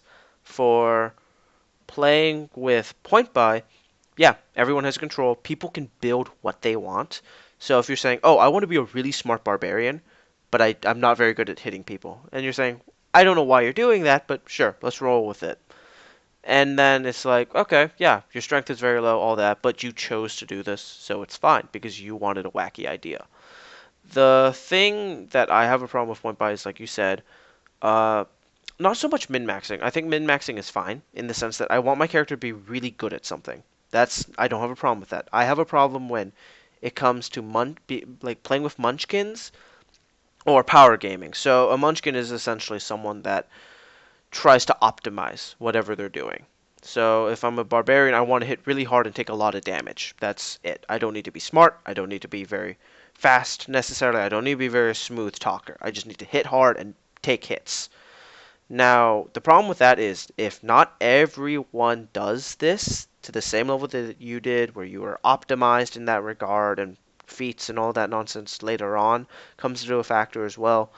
When you are so, like, you've optimized your character, and the guy you're playing with is the idiot that said, hey, I want my barbarian to be smart and not hit anybody. Well, I guess you can imagine how most encounters are going to go in terms of combat. The guy who's optimized is going to do really well. The guy who's not is not going to do very well. He's most likely going to die. Now, because of this, there's kind of the same problem, in case you haven't noticed, where power levels can be all over the place. And I prefer point buy because it's less likely to happen. I think optimizing in point buy is actually harder than people think. I think you need to be a very smart player to do it because it's not just the point buy system that you got to understand. It's also the feats, the traits, all those things. All those things even comes down to race at that point because you want to be the very best at what you're doing.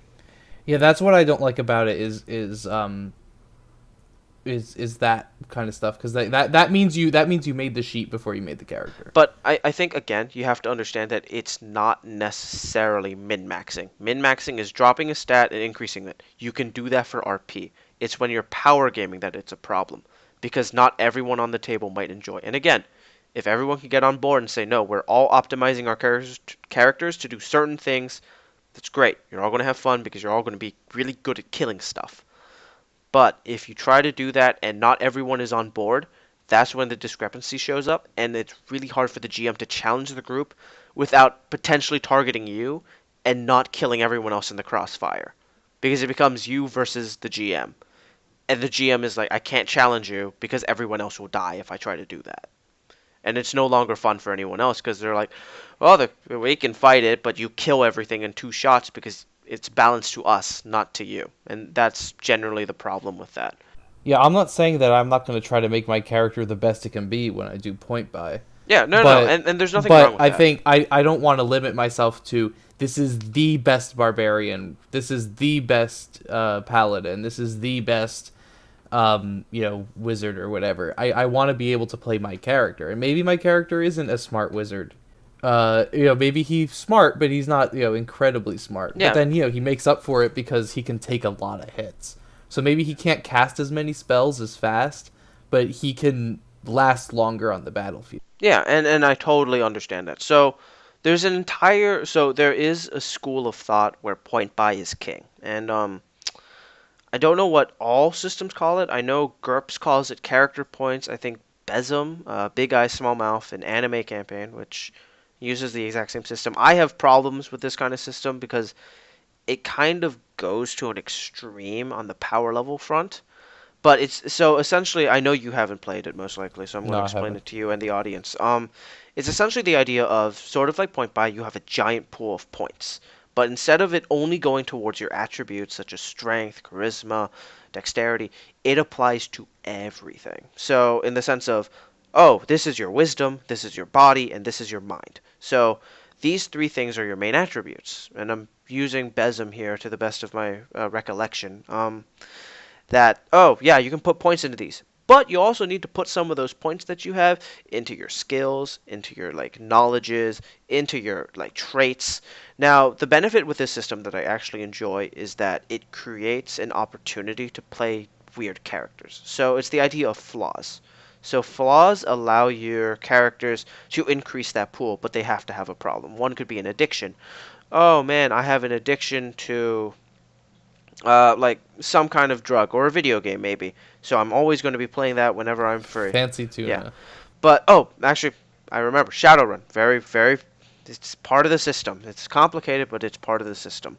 So it's it allows you to create a character where you are creating flaws, and flaws are characters. That's a defining moment for them. You can't always say the best characters are the ones that do everything perfect, because then you can't relate to them.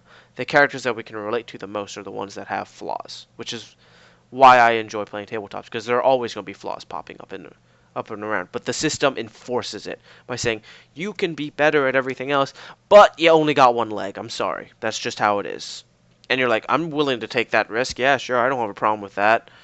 And how it goes over time is that, yeah, you have these points, and you can do some massive customizations. Maybe you're really good in your like in your core stats, so you don't need to worry about your skills generally because you're just generally gifted.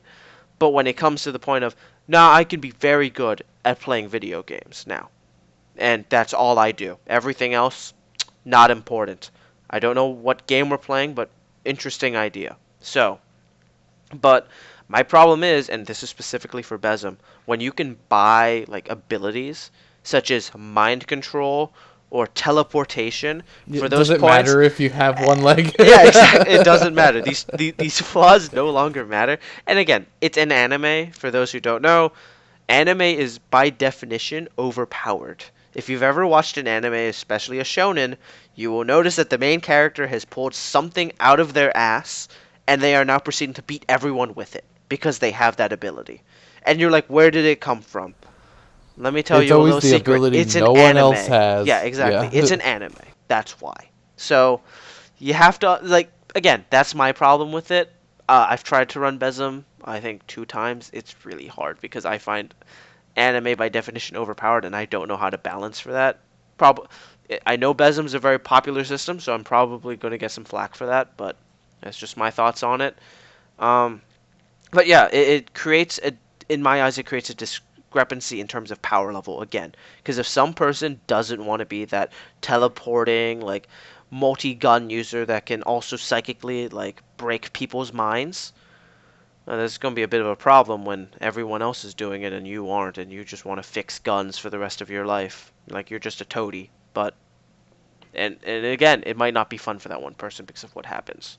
So I think in general you have to be careful with that kind of thing. That's just how I see it. Those games are can be very fun. I haven't had the opportunity to play them that much, but from what I have experienced, either as a GM and as a player, they can be fun. It's just you have to be very careful in terms of balance because sometimes the games aren't balanced very well. I think the power to power game is even scarier in those because there aren't those limitations that we have in D&D, Stars Without Numbers, masks. Those limits are all gone because everything could be touched, and I think that is a bit dangerous. One warning when doing point buy and stuff is remember your character first. That and remember how everyone else is building. If you have the possibility to know, just Yeah, yeah. remember. Remember how everyone else is building. Remember your character first before making the most awesome, amazing And thing. again, if you all agree that it's okay to have like broken ass characters, great. GM, good luck. I hope you'll have luck. How do you feel about guides, character guides or building guides? Character guides? I don't have a problem with it. I think it's very good for new players. I do have a problem with it when players all actively do it. Oh no, sorry, one does it and the rest don't do it. Because I know, well, I think it depends on the guide too. Because I know that if I usually, let's say I'm playing a Pathfinder game and I'm playing a role I've never played before, I will read a guide. Yeah, and I don't think that's a bad thing. I think that's good. And one because it tells me what my character needs, to what I need to know when it comes to how I'm going to play my character. Because sometimes it's a bit cryptic, and it's nice to be able to get an answer like, this your character should be focused on that. The other thing about the guides that I've found, at least for Pathfinder, is because Pathfinder has so much choices, they're so open-ended. Yeah. To the point where you'll be like, well, do you want, let's say I'm building a paladin, and I did this, I looked at a paladin sheet once. It was like, do you want to build the really heal-focused paladin? Do you want to build the tank paladin? Do you want to build the damage paladin? I think Paladin's an interesting scenario, same with Ranger, where you have a lot of flexibility. If you're like a fighter, all you can do is hit someone. It's not, you're a barbarian, the most you can do is bring out a bear claw and be like, yar, and then that's about it. Like, And what I liked about these about these guides is they don't tell you put this many points into this, put that many points into that. They tell you, look, you're gonna want to prioritize wisdom and constitution.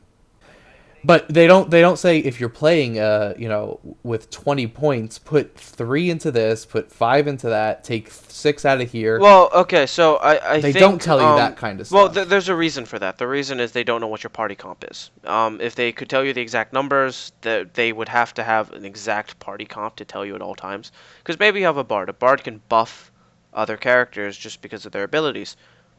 If you got that, you're gonna be a bit more well-rounded because you don't need to be as good technically. But if you don't have the bard, then maybe you need to put in a bit more.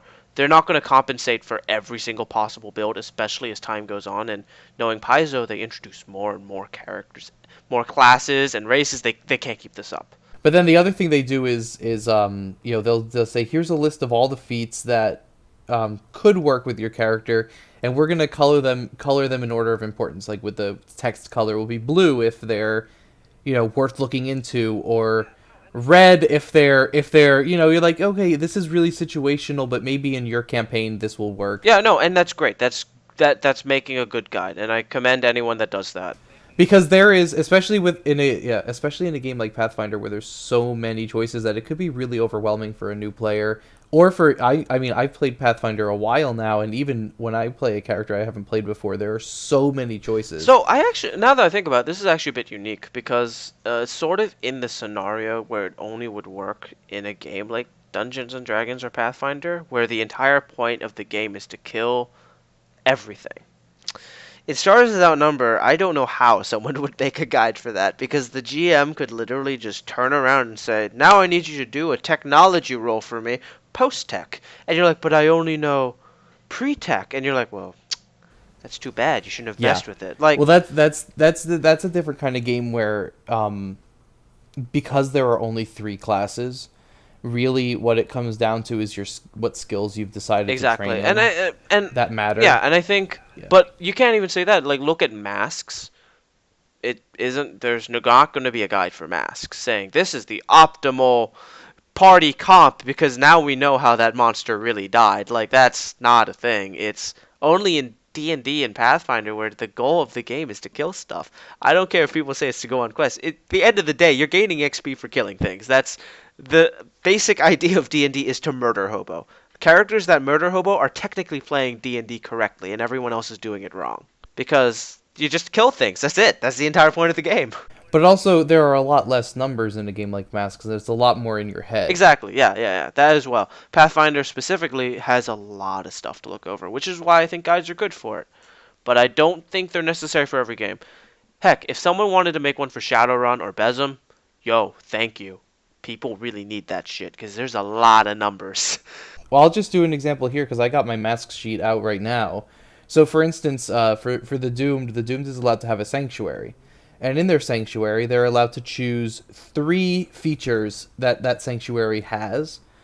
All of the features are good or bad, or all the features are equally good. It's good in, like, and it's different not like scenarios, that's why. And You it's not can't like say there this is is the win-all. and it's not like there's a best combination of three. Not that you can think of, unless you know what the GM is going to throw at you, which... Yeah, so for specifically for my character, I decided that my character's sanctuary was her bedroom, because I was like, she lives in the middle of a big city. She's not gonna have a sanctuary, you know, like she's not gonna have a fortress of solitude anywhere. She goes to school. She like her father's like a politician. Like she's has to stay home. It's a pretty nice house, I imagine.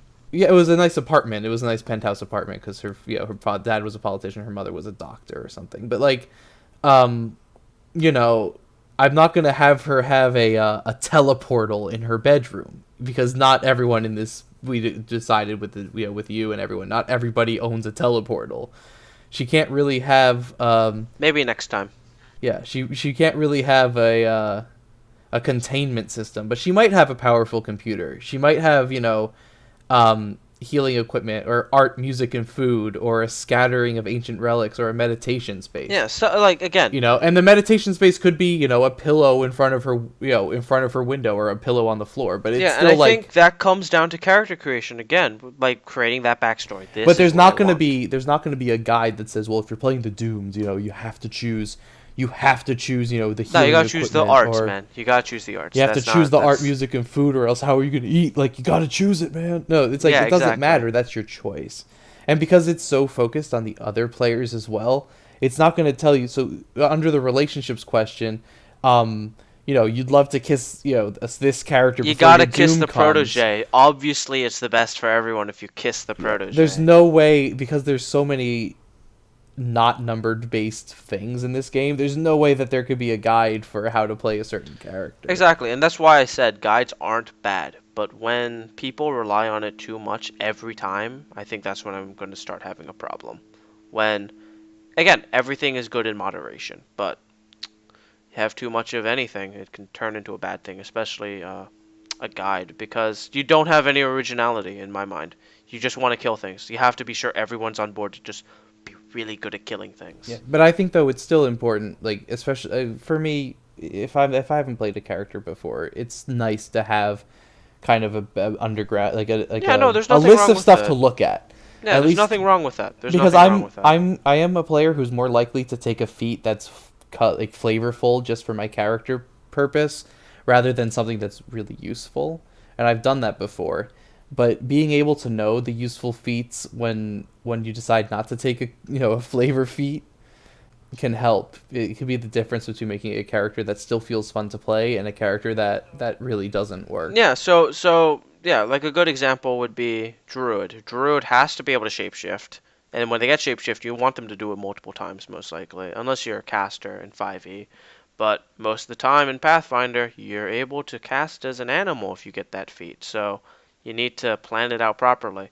There's a proper way to play the Druid, and then there's an improper way to play it to a degree, where you don't try to buff your strengths. And I think that's true for any character. You don't try to improve your strengths to the point of, yeah, I really have fun doing that, but you know what? I really wanted that story feat that helped me so much in creating my backstory. You better hope everyone else is thinking along the same lines as you. It's nice to know what's in your toolkit. Yeah, but that's what the guide shouldn't force you to take certain tools. No, and again, don't live and die by the guide. Live and die by what everyone else is playing. And that's not to say you know, don't follow some advice in the guide. Don't follow it, you know, but follow it as far as you can see your character following it. I mean, I'll even go one step further.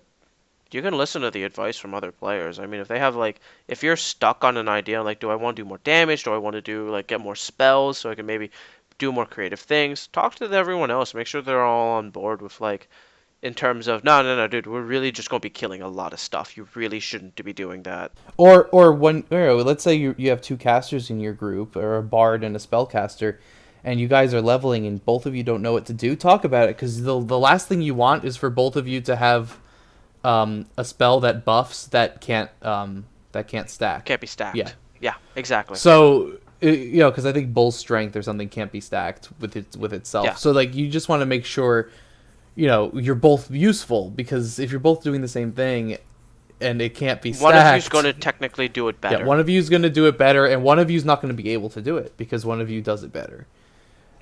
So it's almost more important to even part of character creation. I think this is important to mention too before we wrap up.